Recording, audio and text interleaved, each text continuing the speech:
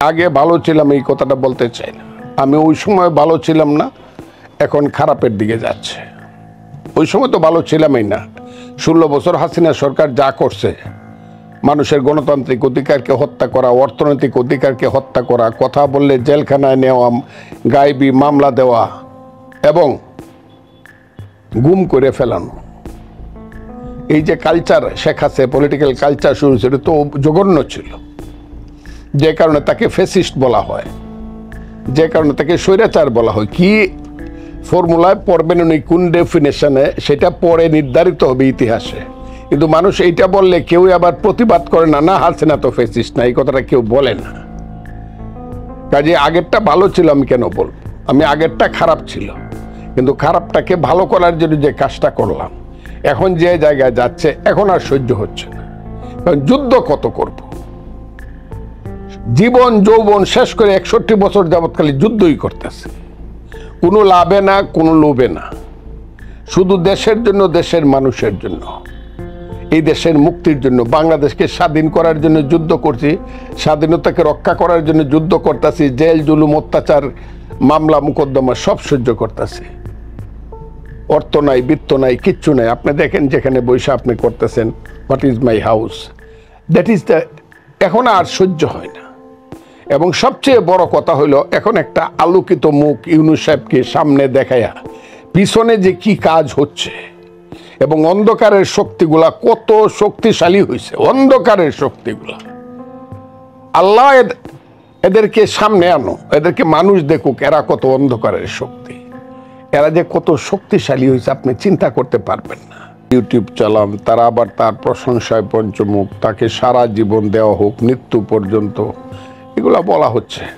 আর আমি চিন্তা করতেছি যে এই দেশ কি কবে মানুষের দেশ হবে? কারণ ইউনূস সাহেব তো এই দেশটাকে গত 7 মাসে একটা পশুর দেশে পরিণত, পশু, নর পশুদের দেশ, লুটপাটের দেশ, মবের দেশ, আগুনের দেশ, বুলডোজারের দেশ, কোনো বিচার নাই, কিচ্ছু নাই। এই যে সিলেটে, ঢাকায়, বাংলাদেশের বিভিন্ন জায়গায় বাটা থেকে ধরিয়া KFC পর্যন্ত যা হলো, যারা এটা করলো, যাদেরকে দিয়ে ইউনূস সাহেব করাইলেন এইসব, এবং এদেরকে এটাতে ব্যস্ত রাখিয়া নিজের শাসন ক্ষমতাকে দীর্ঘায়িত করার জন্য এবং নিজের লাভ এবং লোভকে চরিতার্থ করার জন্য যা হচ্ছে তো দেখতেছে। এগুলা বললে কতটুকু বাঁচতে পারবো জানি না। কারণ এই দেশে এখন যা হচ্ছে, 5ই আগস্টের পরে এবং আগে দুই রকমের ঘটনা ঘটতেছে। 5ই আগস্টের আগে একদল সন্ত্রাসী, একদল লুটেরা শেখ হাসিনার নেতৃত্বে জোর করে দেশের ক্ষমতায় থাকবে এবং লুটপাট করবে। কিন্তু আবার কিছু কিছু জায়গাতে তারা যে জিনিসটা করছিল, মোটামুটি তারা অনেকগুলো জায়গাতে সেফটিও দিছিল।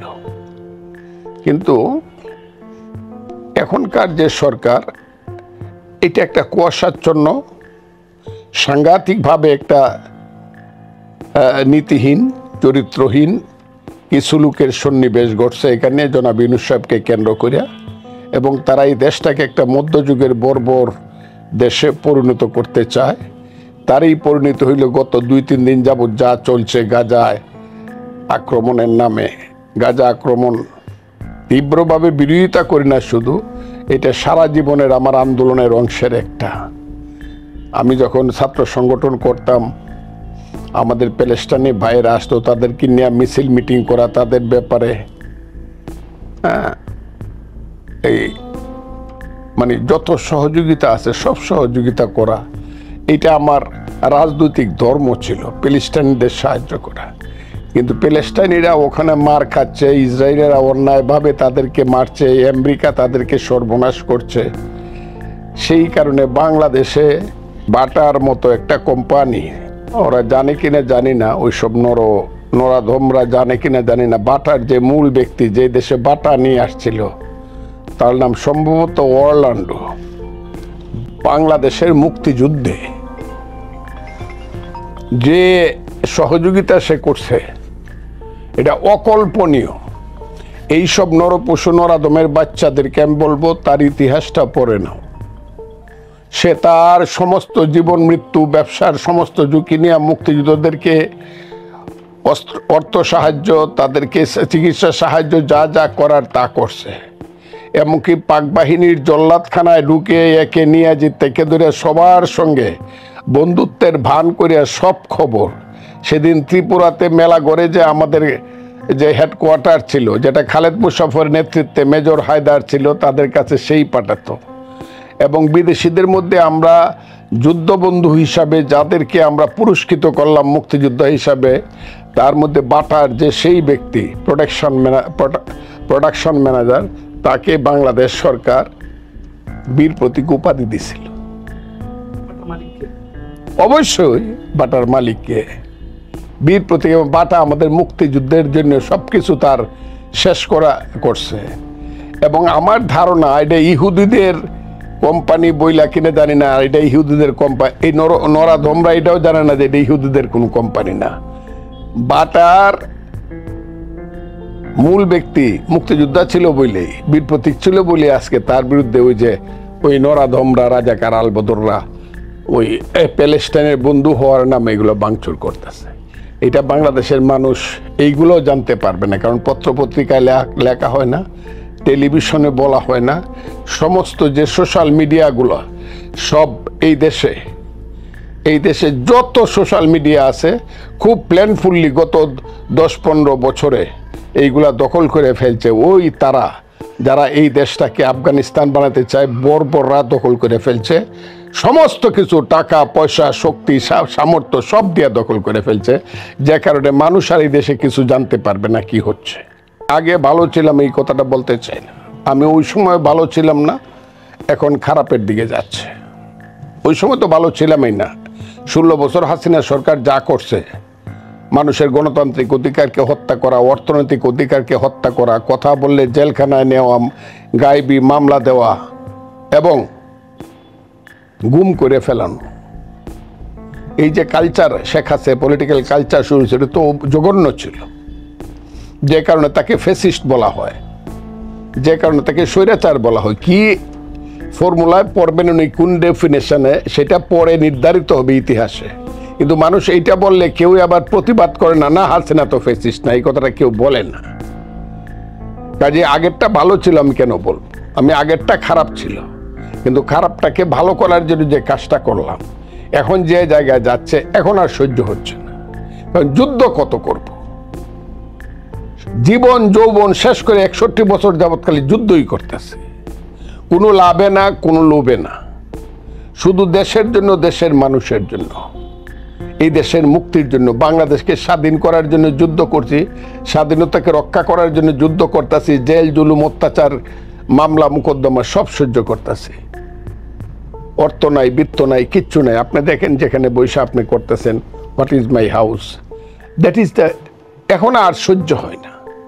এবং সবচেয়ে বড় কথা হইল, এখন একটা আলোকিত মুখ ইউনূস সাহেবকে সামনে দেখায়া পিছনে যে কি কাজ হচ্ছে এবং অন্ধকারের শক্তিগুলা কত শক্তিশালী হয়েছে, অন্ধকারের শক্তিগুলা। আল্লাহ এদেরকে সামনে আনো, এদেরকে মানুষ দেখুক এরা কত অন্ধকারের শক্তি, এরা যে কত শক্তিশালী হয়েছে আপনি চিন্তা করতে পারবেন না। এখন আর কথা বলতে ভালো লাগে না। আজকে দেখলাম আমার 2-1 বন্ধু আবার ইউনূস সাহেবকে খুব গুণগান গায়া, আমার খুব ক্লোজ বন্ধুরা, রাজনৈতিক বন্ধুরা, দেখলাম ইউনূস সাহেবের খুব গুণগান, উনি তো খুব ভালো কাজ করে, উনি তো খুব সাংঘাতিক চিন্তা ভাবনা করে কাজ করে। আরে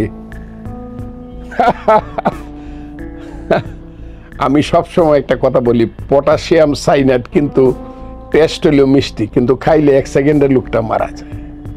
ইউনূস সাহেবের এই ফেসটাকে অবলম্বন করিয়া এই কালো শক্তি এই দেশটাকে, এই দেশের সমস্ত কিছু ধ্বংস করে দিচ্ছে। আমার বন্ধুরা বলে উনি ভালো, উনি ভালো, অনেকেই বলে উনি বেশি দিন থাকলে উনি কি। এখন এই মাত্র এখন শুনলাম বিনিয়োগ এমন একটা পর্যায়ে এসে পৌঁছতেছে, মানুষের নিঃশ্বাস বন্ধ হয়ে যাবে। সরকারের পিছনে তো তারাই যারা 71 সনে মুক্তিযুদ্ধ চায়, মুক্তিযুদ্ধের বিপক্ষে ছিল। এখন এদেরকে রাজাকার আলবদর বললেও আবার আমার নামে 1000 গালি হোক। এই গালিগুলো এখন আবার ভাগ হয়ে যাইতেছে। আমার দল এতদিন মনে মনে কেউ সহ্য করছে, কেউ অসহ্য করছে। আমার দলের কথা বলতেছি, বিএনপির কথা। হ্যাঁ ফজলুর রহমান এইসব কি কয়, একটু বেশি বেশি কয়ে ফেলতেছি কিনা।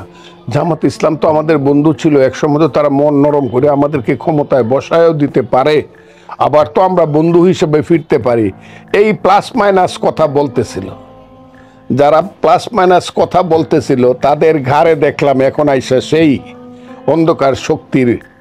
অন্ধকার শক্তির আক্রমণ এত জোরে হইছে, আমার ঘাড় থেকে কিছুটা তাদের ঘাড়ে গেছে। কালকে আমি দেখলাম আমার দলের সিনিয়র নেতা, বিশেষ মহাসচিব সহ স্থায়ী কমিটির মেম্বার মির্জা আব্বাস সহ যে ধরনের কথাবার্তা এরা বলতেছে, এরা কারা? এরা তোলে জামাতে ইসলাম নামধারী সেই সব আলবদর রাজাকারদের সন্তান এবং তাদের সহযোগী, এবং তারাই অর্থ বিত্ত সবকিছু দিয়ে সব কিনা এই দেশে মুক্তিযুদ্ধের কথা যে বলবে তার উপরে আক্রমণ করবে। খারাপ ভালো বুঝি না, তার উপরে এমন ভাবে আক্রমণ করবে। কারণ আমি দেখতেছি, আমি জানি না বিএনপি আরো দ্রুত কবে বুঝবে। বিএনপি না বুঝলে দেশের সর্বনাশ হয়ে যাবে, আমি এই কথাটা বললাম। এখন যদি তারা বুঝে থাকে যে এই কালো শক্তি কারো বন্ধু নয়, এরা এই দেশটাকে মধ্যযুগ বর্বরতার দিকে নিতে চায়, আফগানিস্তান বানাতে চায়, মুক্তিযুদ্ধের প্রতিশোধ নিতে চায়, এই শক্তি ক্ষমতায় আসছে এবং এই শক্তির প্রতিভু হইল জনাব মোহাম্মদ ইউনূস। আজকে আমার বলতে আমি বাধ্য হইতাছি, এই শক্তির প্রতিভু। উনি ক্ষণে ক্ষণে ড্রেস পাল্টায়, উনি পোশাক পাল্টায়, উনি উনার ভাব পাল্টায়। ওনাকে দেখলাম, আমি যা দেখছি, আবার কিছুদিন যাবত যা দেখতে